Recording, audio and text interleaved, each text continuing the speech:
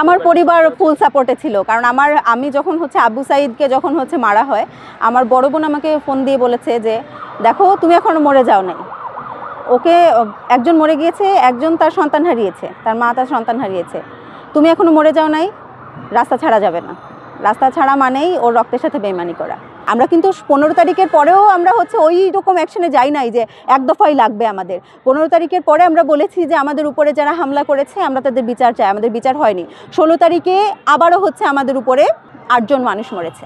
16 তারিখে আবু সাঈদের কথা আপনারা জানেন, একদম সরাসরি তাকে ঠান্ডা মাথায় গুলি করে মারা হয়েছে। এটা একটা সভ্য দেশে কল্পনাও করা যায় না। যারা আন্দোলন করছিল তাদের ভিকটিম বানানো হয়েছে, তাদের গুলি করা হয়েছে এবং তাদের বলা হয়েছে তাদের হাতে লাঠি ছিল, লাঠি আমরা নিজেদের বাঁচানোর জন্য গুলি করেছি। লাঠি দিয়ে একটা মানুষ মারা যায়? আমার ডিস্টেন্সে আছে, আপনার লাঠি দিয়ে আপনাকে যদি আমার মারতে হয় আমার এক হাতের মধ্যে আপনাকে আসতে হবে। আপনি 20 গজ দূর থেকে এসে গুলি করে মারছেন একটা মানুষকে। লাঠি আর গুলি কখনো সমান হয়? হয় না। আমরা ছাত্র, আমরা আমাদের অধিকারের জন্য আন্দোলন করছি। পুলিশের উচিত ছিল আমাদের প্রোটেকশন দেওয়া, আমাদের উপর গুলি চালানো না।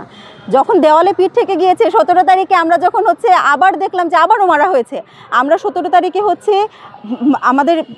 আমাদের ঘাড় ধরে বের করে দিয়ে হয়েছে হল থেকে। যখনই দেখলো যে হল আমরা ছাত্রলীগ মুক্ত করছি একে একে প্রত্যেকটা হল, আমাদের তারপরে প্রশাসন করলো যে আমি জানি না প্রশাসনের এখানে ফায়দা কি, কারণ তারা ছাত্রলীগকে এতদিন যাবৎ পেট্রোনাইজ করে গিয়েছে। তারা যখন দেখেছে যে তাদের এত প্রাণপ্রিয় ছাত্ররা, সন্ত্রাসীরা যখন তাদের অপছন্দের ছাত্রদের মেরে রক্তাক্ত করে দিয়েছে, আর আমরা তাদেরকে বের করে দিয়েছি, তাদের আসলে এই জিনিসটা পছন্দ হয় না, আমাদের ঘাড় ধাক্কা দিয়ে বের করে দেওয়া হয়েছে। 50 বছরের ওয়ারেন্টি আর বাহারি ডিজাইনের মুস্তাফা ইউপিভিসি ডোর, কাটিয়ে দিন নিশ্চিন্তে 50 বছর। Mustafa uPVC door, excellence with durability. আমরা তো আমাদের দৃষ্টিতে তো কবে থেকেই আসছে, এটা 18 সালেও হয়েছে না, যে পুলিশের কাছে দাঁড়িয়ে দেখা যাচ্ছে যে রামদা নিয়ে বা লাঠি নিয়ে পুলিশ যেই পাশে, ওই একই পাশ থেকে, পুলিশ এক পাশে, ছাত্র এক পাশে, আমি ডান পাশে, পুলিশ বাম পাশে, বাম পাশ থেকেও কেন আমাদের উপরে হামলা করা হচ্ছে, কারা করছে এটা তো দেখাই যায় না। এবং তারা এবার ঘোষণা দিয়ে নেমেছে। 18 সালে কি করেছিল আমি জানি না, কারণ তখন আমি ঢাকা বিশ্ববিদ্যালয়ে আসিনি, কিন্তু এবার আমি দেখেছি যে তারা ঘোষণা দিয়ে নেমেছে আমরা রাজাকার দমন করব। রাজাকারকে তারা এমনভাবে দমন করেছে যে এই কয়দিনের আন্দোলনে হাজারের উপর মানুষ মারা গিয়েছে। এটা কেমন রাজাকার দমন আমি আসলে জানি না। আসলে এখন হয় কি, বাংলাদেশে এমন একটা অবস্থা যে আমরা আসলে নারীদের অংশগ্রহণ এখনো মনে হয় খুব স্বাভাবিকভাবে নিতে পারি না। কারণ আমি তো দেশের নাগরিক, আপনিও একজন দেশের নাগরিক, আপনি পুরুষ, আমিও নারী। আমি নারী, সাংবিধানিকভাবে আমার এরকম বলা নাই যে নারী নাগরিক না বা আধা নাগরিক, এরকম তো না। তো একটা ন্যায়ের কথা যখন আমার বলতে হবে তখন পুরুষের উপর ডিপেন্ডেন্ট হয়ে থাকা তো দরকার নেই। আমি আমার নিজের কথা নিজেই বলতে পারি।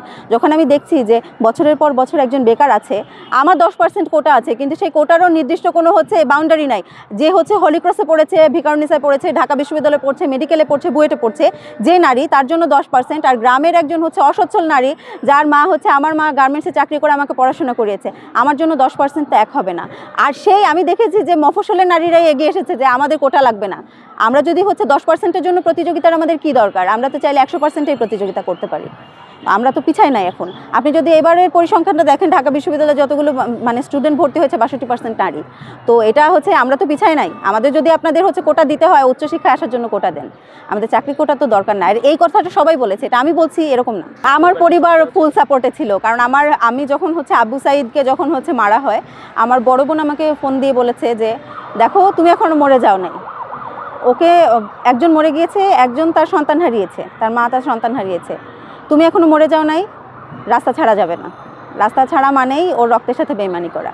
তো আমি আমার পরিবার থেকে ফুল সাপোর্ট পেয়েছি। আমার আব্বু শুধু একটা কথা বলেছে, বাবা গ্রেফতার হওয়া যাবে না, কারণ আমার আত্মীয় স্বজন কেউ নাই, আমি গ্রেফতার হলে আমাকে ছাড়িয়ে নিয়ে আসবে বা আমার ফ্যামিলি সাপোর্ট দিবে, এরকম কেউ নাই। আমার বাবা শুধু একটাই কথা বলেছে, তুমি আন্দোলনে থাকো না, কখনো ই করো না, কিন্তু ওই যে ডিবি অফিসে বা ওথায় গ্রেফতার হয় না, সাবধানে থেকো। গ্রেফতার হলেও নিশ্চয়ই ই করতো না, কিন্তু সাবধানে থাকতে বলেছেন। একটাই কথা বলেছেন যে সাবধানে থেকো।